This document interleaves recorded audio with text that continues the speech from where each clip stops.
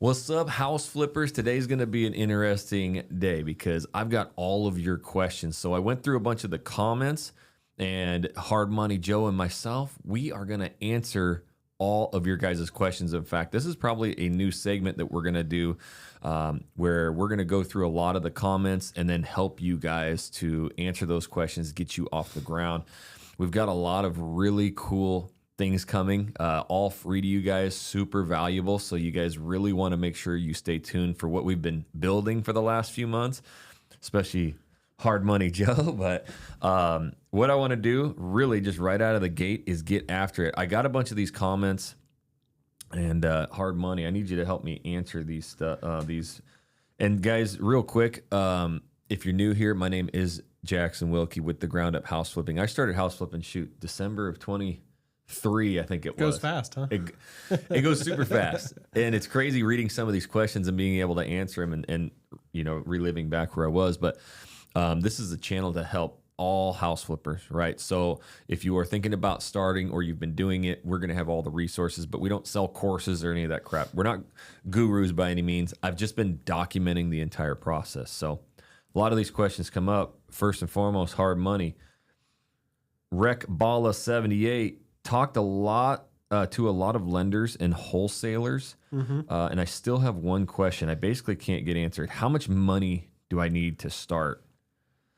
So how much money do you think you truly need? Yeah, for sure. I think that's a good question, and probably one that most people have when they get into flipping. I think a lot of people think it's not attainable to get into flipping. Yeah. But I think it's a pretty open-ended question. How much money do I need to start? Because a lot of it comes down to how good of a deal am I buying, right? I think that's the number one question, especially in today's market. So if I'm buying a really crappy deal, I can expect to be, a lot out of pocket. So, the lenders always look at these as in, how good the dealers are, how much leverage they're into the deal. That's why you get the loan to value, you get the loan to cost. Yeah. So if you're buying a deal which is the numbers really work, your out of pocket can be fairly low. I mean, what have you seen when you bought your houses? You've bought how many now? 3 or 4? Five.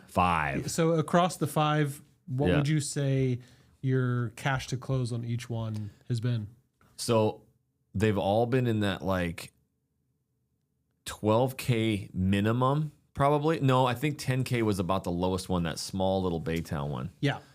But I would say it's really in that like 12 to 16K ish. And then I've had 2 go over. One of them was the very first one because it was just a more expensive home. That's true. Yeah. And I think it was at like 22K. That was the first Kingwood. one. And that's the one I made the most money on. And that's the highest end house too. Highest end. And then I had one, remember the Shore Acres one. Yep. Because it didn't appraise. So my money looked right as about, 12 to 15K down. Yep. And I think it ended up being almost 30. Yep. Because it came in at like 230 and we thought it would come in at 250. So yep. Break that down real quick. What does that even mean? ARVs, how much money, cash to close. In fact, what I can do, in the meantime, is bring up a calculator. But yeah, sure. I mean, so your ARV is obviously the after repair value. I don't love the term after repair value. I think it probably from the offset should have been called after repair opinion because we really don't know what it's going to sell for, right? So it's not a finite value that's being put on there. But the lender is always going to take that and say, well, this is what it can sell for once the work has been done. Yeah. So they're leveraging their loan based on, the value of that property. Yeah. So the reason that you brought more cash to close on the 1 out of that 5 was because it obviously appraised lower. So the loan is leveraged to that appraisal value. Yeah, guys, we're going to, and Joe, I'll put this up on the screen so you can kind of see it and explain it. But this is really right there explaining kind of everything. So you've got a purchase price. This means how much the house, how much you're paying for it. This is what your renovation budget would be, $40,000, and your resale value. Now, guys, right now during this time period, you really have to be mindful about these ARVs. I think that's probably the number one thing I would in this current market. Do I feel like maybe in the next, like towards the end of the year, next year, we might see a big bounce? I kind of do. Let's hope so. Yeah, let's hope so. Yeah. But it's a tougher market. So you need to be going into these deals with more of a like worst case scenario mindset. And I ran right into that. I was in a great market when I started, and then it just like fell apart. Sure. So I had the mindset of like, oh, I can make this look nice and sell it top of market. And that Yeah. That isn't really where we're at right now. For sure. And, I was doing this back when the market got really hot after COVID too. Mm-hmm. And we could almost envision that when a flipper was done with the house, the value of the house would be higher than it was when they purchased it. Yeah. So it made us feel very comfortable. But a lot of lenders now are looking at it, well, if you buy it because it's sitting, you get 6 months, well, the value is actually going to be lower. So they're a little bit more conservative with the terms that they're giving out. And by conservative, I mean that just makes they make you want to bring more to the closing, so you have more skin in the game. Yeah, and so to answer your question like directly, how much money you need if you're doing this personally, right now this is pretty normal. This is $17,000 because we're not quite at that 70% loan to value. So I've done a lot of videos on this. In fact, what we're going to do here in the future is really break this stuff down. Again, this is going to be on our new, what we got coming in the future to help you guys. But you have to realize too, you've got $1,600 a month payments, and that's for every month that you have this thing. So you have to factor that in. And then this, Joe says, estimated liquidity. Do I truly have to have $40,000 sitting in a bank account? Yeah. So really, when you're talking about how much does it cost to get into it, you have to break it down into 3 elements. Yeah. Right. So your first element is obviously how much do I have to bring to the closing table when I buy the house? Yeah. And the second element is how much do I need to hold this property? And that third element is actually how much do I need to pay my contractor to get started? Yeah. So you're basically combining those 3 numbers, and that's how much money you need to do it. The reason we have the liquidity on there is because a lender never wants a borrower to get too tight on their liquidity, right? It doesn't necessarily mean it's a bad deal, but if you're down to your last $1,000 in your account, it's going to be tough to pay your contractor. You might have to get them to stop until you get more money. You might not be able to make those interest payments. So liquidity is all structured around making sure the borrower stays where they're not pulling their hair out. No, I get it. And it's real deal. We're not going to sugarcoat anything. You got to have definitely some funds to start. The only other way would be to use somebody else's money, and you're kind of the project manager.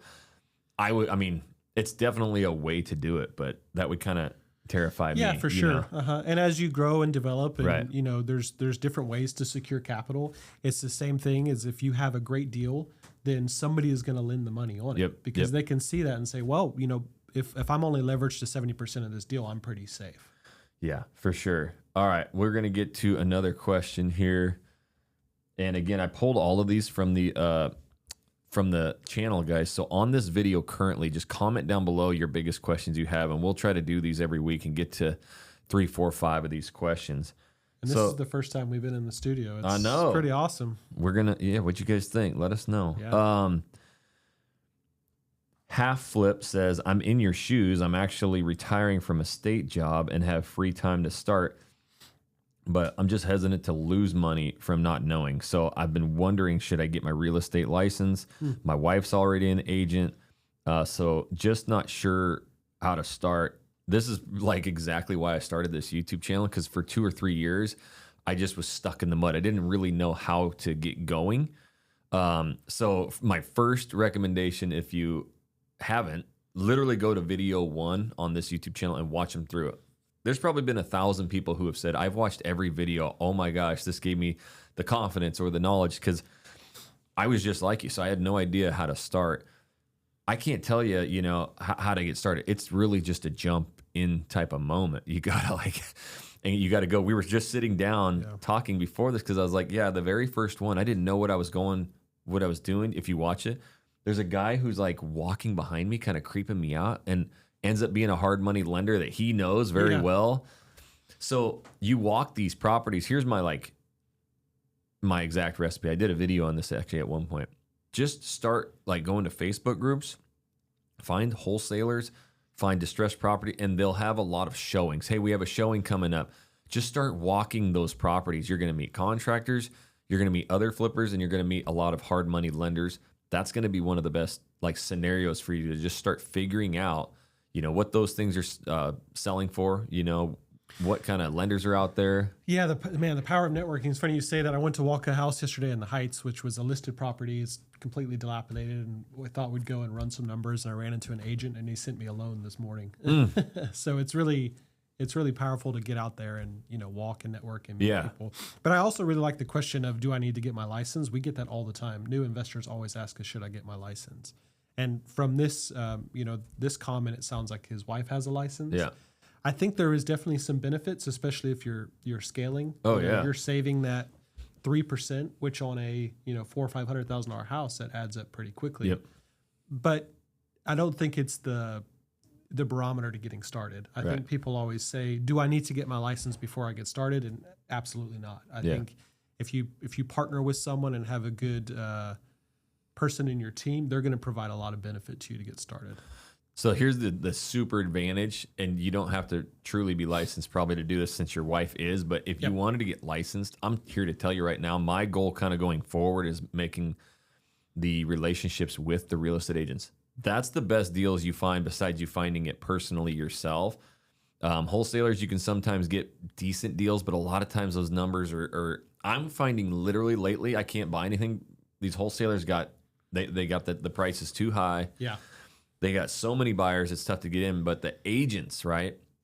So if you got your license, you go to a bigger brokerage and you go in there and say, hey, I'm looking for distressed properties. Those agents have one mindset. I just want to sell this and get a commission. So you can negotiate that. You can get that at that lowest price. So that would be one of the advantages of being licensed, that you could go in and get these deals. Yeah, for sure. But I mean, his wife is a realtor too. Exactly. So you'd think, get them on your team. Yep. So.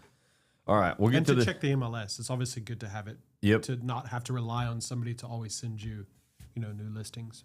You guys let us know down in the comments. Are you guys enjoying the style, these Q&A? We can do these weekly. You guys just put the questions down in the comment. And if you haven't yet, make sure you subscribe.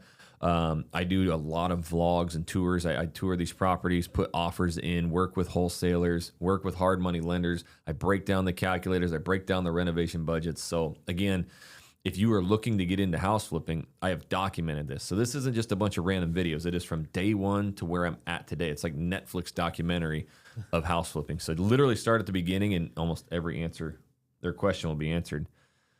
So I love the comments that say that because of watching the videos, they took the initiative to get started. When you've worked with a lot of the client, like some of you guys are, local Houston people here, and you're working with hard money. Yep. We got a lot coming down the pipeline, guys, and some of that is for you out of state or out of, in different states. We're going to be able to connect you with, the hard money Joe of your area. All that stuff is coming. Make sure you subscribe. Don't miss that. Okay. Free State Atlanta says, biggest concerning is being able to predict rehab cost and resultant new ARV with enough accuracy to know whether the deal is worth doing. Super great question. I didn't bring it up, but there it is. There's the question. So I ain't making it up. I've never had, out of all 5 flips, a rehab budget stay exactly where it is. It almost always goes up. Now, it might be a couple thousand, and also is because of my doing, hey, you know what? Let's just go the extra mile and paint the outside of the house type stuff. But yeah, I think it's almost like a business plan. Everyone goes into a flip super ambitious, saying, "Well, I can get this done for $70,000." Yeah. But you never know with the rehab, so you always got to be conservative. I think the being accurate just comes through time and comes through repetition by walking enough houses, by walking enough properties that other investors are doing, and ask them what was the total cost. Yep. By having a good contractor that's not going to underbid a job purely to get the business. I think that happens a lot. Yep. They're going to tell you it's 70, 80,000, but at the end of it, it's 80, 90,000. Yeah. So yeah, just repetition and kind of knowing what you're looking at is going to be very helpful. So the resultant new ARV, a lot of times that's tough. That's like, again, I'm talking like where we're at today in today's market. A couple factors to that is going to be, do you have new construction homes around you? That is where we're at in this current environment. If you have new construction homes close to your flip, you're probably going to get beat up a little bit, because with the incentives that these builders can throw out there right now, we did a flip together right next to a pocket of new construction. We ended up having to drop that price down considerably just to get an offer, because they could go get a new construction house that was $50,000 or $70,000 more, brand new, all the conveniences of new construction with a lower interest rate. So we were competing with that. Yep. And it's just tough. It's tougher sells right now. You're not going to be able to like, hey, I'm going to list this at 315 and hope for 305, 300. If you sit on the market for 20, 30, 40, 50 days, it's just going to wreck you. So you got to price super aggressively too. And that's kind of been my thing the past. Yeah, and just run your numbers off that conservative value. Yeah. Don't start going into that hypothetical, oh, we might be able to get 330, we might be able to get 340. Go off of what you're seeing and even be a little bit conservative from there. If you watched my last video where I found my dream house right down the street from my house, I had to stick to my numbers. I wanted that thing so bad because I just know that area and I know I could sell it. But I was like, no, I'm not doing that again.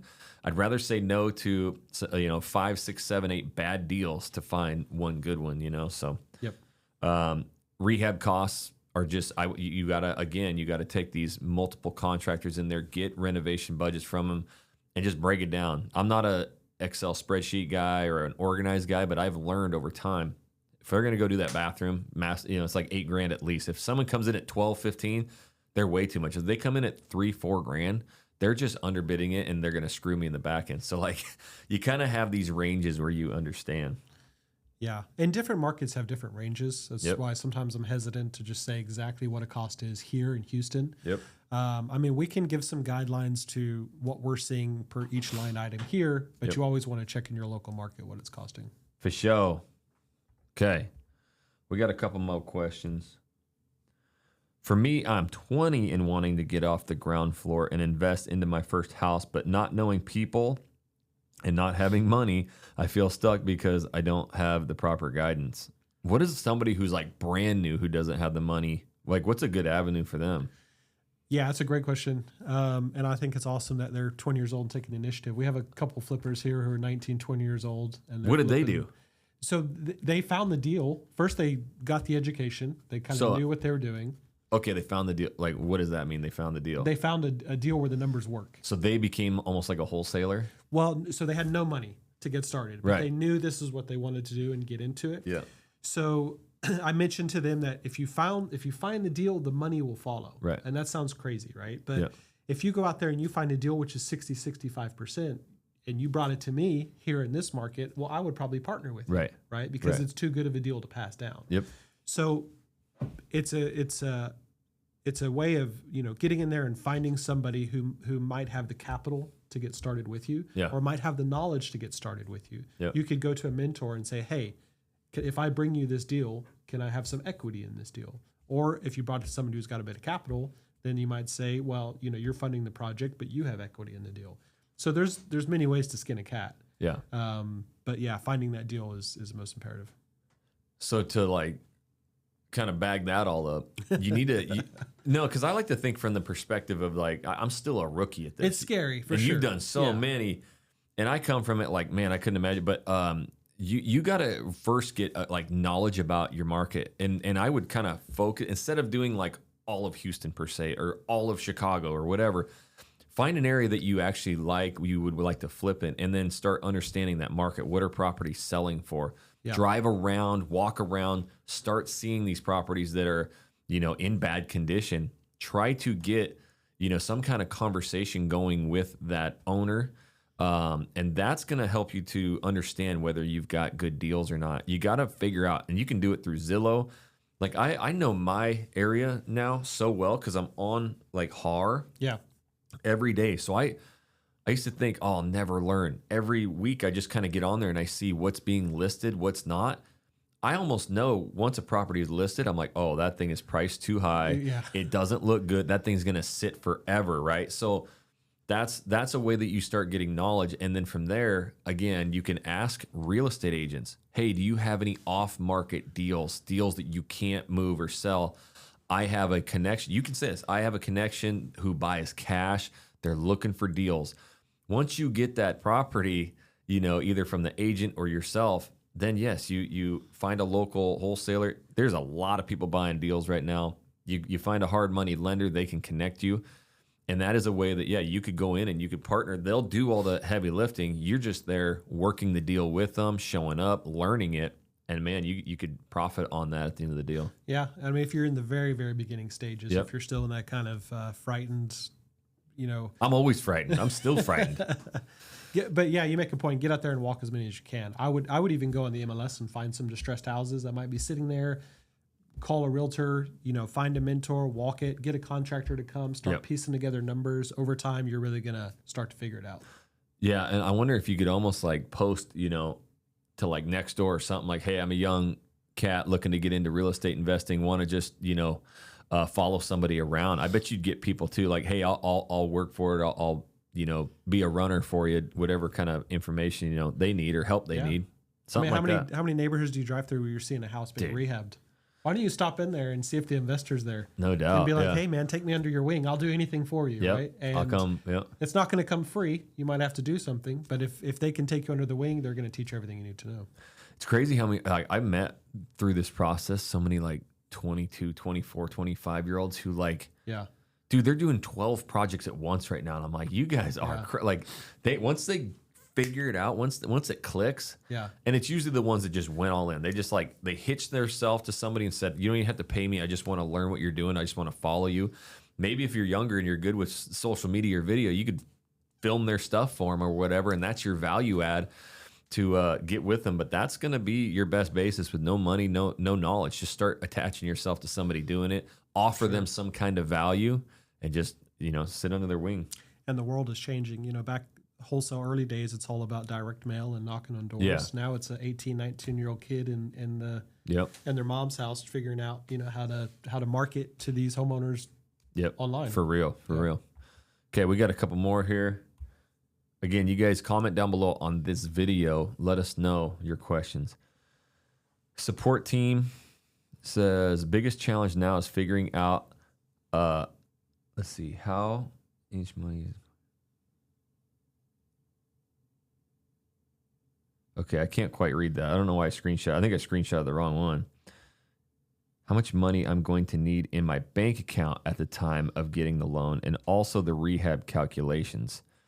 Okay, we already basically answered that with two of the other ones. That loan calculator shows you how much you need down, and that is your liquidity he was talking about, and the construction calculations. Yeah. Okay, last question. One little trick too, once you find the local lenders you want to work with or try to get quotes from, you don't necessarily need to have that property under contract, right? Yep. If you have a deal on the MLS or a deal a wholesaler sent you, send that to those lenders and get their term sheets. Yeah. And then you're going to see what they're requesting cash out of pocket at closing. And then you can call them and say, how much liquidity do I need? How much is this going to cost me? And you'll start to get a better picture. Yep. The last one was basically construction estimating. Again, and you asked, it was Kelly Kaleido, Excel documents or software. No, I don't know if there's a construction, like a software out there that's going to give you the rehab, because it's very, very situational to your location, where you're at. Because sometimes I've done my rehab budgets multiple times on this channel, and everybody in different cities like, oh my God, it's so cheap there. I can't believe your costs. Like that would be $250,000 here. So what you have to do, again, you guys got to walk these properties. I'm telling you right now, go to Facebook and look distressed properties and type in your city, right? So it'd be like Houston, Texas, distressed properties, Houston, Texas, wholesalers, Houston, Texas, off-market properties, off-market property, and join 5, 6, 7 of those groups. You will be able to go walk more properties than you could ever imagine, and you're going to start meeting contractors. They're all over there. If there's a contractor, ask them, hey, how much do you think for this budget? And they'll start telling you how much. Get some rehab bids. I mean, the only way you're going to learn is by studying those rehab bids. Find a property on Facebook Marketplace. Ask 3 or 4 contractors to go walk it. Get them to submit their bid, and then just compare the line items. How much is this guy charging for HVAC? How much is this one charging for? How much is this guy charging for paint? Yep. And over time, you're going to actually pretty quickly you're going to build up a picture of what each line item costs. Yep. And then you can create your own template. Yep. So that when you walk a house and you put it in there, you're going to know a rough estimate of what it's going to cost before you get a contractor to come out and look at every single house that you're making an offer on. Yep. It's all about time of doing it. So we're out of questions. You guys put them in there, but I do have one more question, because somebody hit me up. It's like, dude, Jackson, have you ever heard of a hard money loan where you have to pay the contractor first after the work is completed, prove that payment, and then they pay you back? And this was in a different state. Okay. She got a hard money loan for her house. Yeah. Found out the contractor did like literally $100,000 of work. and she went to, pull a draw, and they're like, no, you pay first. And then we reimburse you. That's not the way I know you guys operate, but have you heard of that before? So had she paid the contractor anything? No. Okay. She was expecting to kind of do the like, all right, now the work's done and I get paid and I pay you. And they're like, no, that's not the way it works. They wanted to you see need her to pay it. Yes. Okay. And then we fund your receipt. Got it. Yeah. Okay. Yeah. No, that's a very backwards way to do it because that's assuming she has all that liquidity. And she didn't. So if she doesn't, she had to sell some stock and kind of like piece it together. But what is the question to you, and what should people out there be really looking for in their hard money lender? What's like the best situation? Yeah. So generally a lender is funding on completed work. Right. Right. Because the method of doing completed work is to making sure they're staying leveraged at that amount they did. Yep. Right. So they're doing it as the process goes along. But I don't know any lenders who will want them to pay them first and have receipt of payment. They're always sending it to the borrower, and they're always just paying on proof of the completed work. Yeah.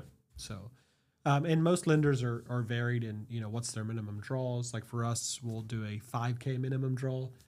So anything over 5K, you can put it in there. We're gonna release it. We need no proof that you paid the contractor. So you have two scenarios that I've ran into. One is a contractor who needs that upfront budget, which I don't blame them. It's their business too. So they're going to take the two that I've done. It was around $15,000. So I paid that contractor that $15K to get started. They go in there and they knock out, man, they get 20, 30, 40K of that work done like that. Yeah. So I'm able to basically get my hard money draw, pay myself back that $15K. And then from there, it's basically as soon as they're done with work, I get the money and I pay. So sometimes you have to have that 10, 15K up front. And the majority of borrowers we see, and that's the way that most contractors work. You're going to get a lot of people say, and it is possible and it does happen, where they say, well, I get my contractor to start without making them any payments and they do X amount and then I pay them. And if you've got that relationship with the contractor, that's awesome. Yep. But majority of contractors want a little bit of capital to get fronted to pay for the labor or pay for materials, more importantly, to get started, and then you're paying them as the work is completed. But you're telling the contractor when you get started that, hey, I only get paid when the work is completed. So when you request money from me, we need to make sure that this is 100% done, and then I'm able to release those draws to you. And then with the draws, those costs too. They can be upwards of $250. So you don't want to be doing 5, 6, 7, 8, 9, 10 draws throughout this process. So again, these are conversations you have. And that's why, honestly, one of the best things to do is go walk properties that you find from wholesalers, because there are contractors there. And those contractors, I've found out, are ones who are doing like 20 projects at once. So they are completely familiar with the situation. And they also have like everything set up to like complete jobs. So like when we did the spring one together, that was a guy, I think he said he had 25 projects going. Yeah. He did a fantastic job. He got it done unbelievably quick, and he just kind of understood the entire game and the process. He was able to knock out 30, 40K of it, and then we could get him, paid. Yep. So with that, those are questions you have, and making a connection with a hard money lender is also a first step, man. Hard money's been my go-to. That's another avenue that we're going to have for you guys very soon. So make sure, again, subscribe. We got a lot of updates coming for you guys. So what we're building is going to be pretty awesome. You're going to be able to find lenders, do comps, put your rehab estimator in there. There's going to be a lot. All these questions will be answered, and it's going to be a resource for you guys. So this will be somewhere where you guys can just live, build your entire business on it. And it's going to be really cool. So you guys stay tuned for that coming. Comment down below what your questions are for us, and we will answer those. And then every week we'll be coming in here. We're also going to be breaking down a lot of deals. So whenever he gets a deal, or if I find something, obviously we're just going to break down the entire thing. So I want you guys to go back. We talked about it. This is the video right here. This is my very, very first one. Start right there and watch everything. But this is probably one of the most nerve-wracking days, but best days of house flipping ever. Go check that out right there.